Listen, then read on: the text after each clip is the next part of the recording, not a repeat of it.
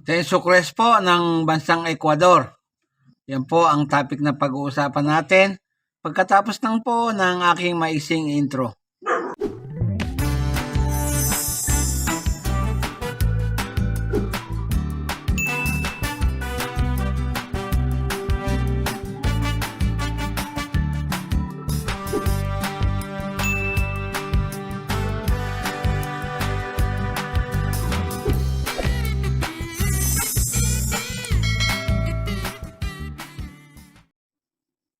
Magandang araw sa kapwa ko Pilipino dito sa Pilipinas at sa mga OFW.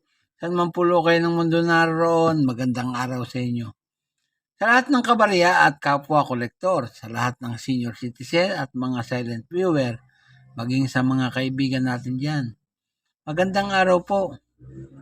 Meron po tayong coins dito ngayon, ang 10 Sucres ng bansang Ecuador. Pag-usapan po natin. Sa harapang bahagi po ng bariyang ito ay makikita natin ang coat of arms ng bansang Ecuador. Ayan po, may agilang nakabuka ang pakpak sa bandang ibabaw niya. Ayan, maganda rin ang kanilang coat of arms. Tapos po yung taon ng pagkakagawa. Ayan, sa bandang ilalim. Yung nakapaikot na script naman ay ang bansang pinagmulan. Republika del Ecuador. Yan po. Ang translation nga po niyan ay Republic of Ecuador, 1988. Yan po. Sa reverse na bahagi naman ay makikita natin ang kanyang denomination, 10 Sucres. Yan po. Tapos po makikita natin ang Statue of Valdivia. Yan. Yung pong Valdivian culture. Kung tawagin po nila ay Venus de Valdivia. Ang script po niyan ay Latin. Ang translation, yan po ay Venus of Valdivia. Yan. Ang S po niyan ay rated.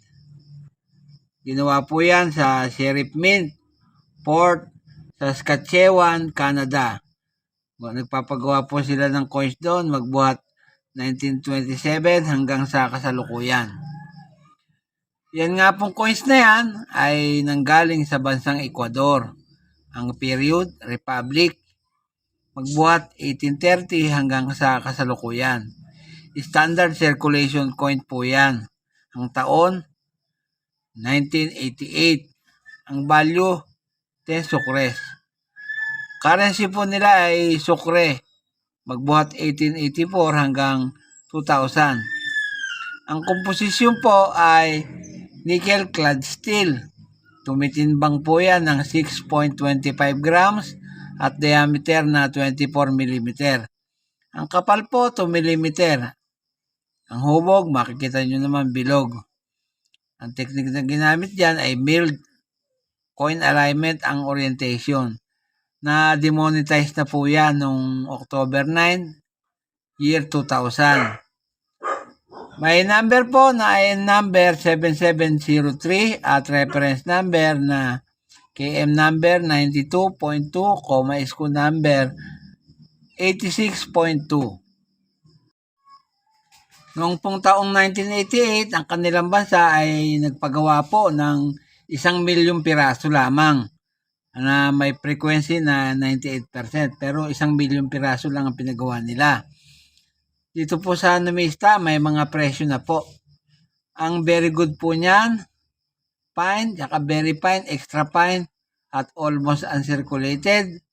Isa lang po ang presyo. Nagkakalaga po ng 27 pesos. Yan po. Para ba dyan po sa taong 1988 na kamukha ng barya natin. At yung uncirculated po niyan ay 61 pesos. Dito naman po sa eBay, nakakahalaga po yan ng $0.99, yung petsang 1988. Yan po. At dito sa isang eBay, $1. Yan. Wala pong pinagkaiba kundi 1 cent lang. Yan po lamang at wala nang iba. Dumako naman tayo sa ating mga shoutout. Shoutout po kay Billy Silas. Yan po. Shoutout po sa inyo. Shoutout kay Nelson Alquino. Shoutout po sa kababayan kong si Nitoy AC. Gayon din kay Simple Maris, Ray Pabilona at Channel Pabilona. Shoutout po kay Kuriko Kaleidoskopi, yung kaibigan nating Haponesa. At shoutout po kay JG o GJ Motovlog. Shoutout po kay Rolando Quijada, yung kababayan ko pong pagkamat hindi vlogger ay very supported po. Shoutout po kay Cook with Tita Maris.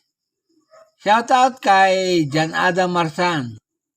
Shoutout po kay Jeff Rox Batong Buhay. Shoutout kay Flor Dalisa Alisna. At shoutout din po sa kaibigan kong si CNH Vlog PH, ganyan din kay Ate Simple Lotlot. Walang tigil at walang sawa akong nagpapasalamat sa inyo pagkat lagi kayong nandyan at nakasubaybay sa aking channel.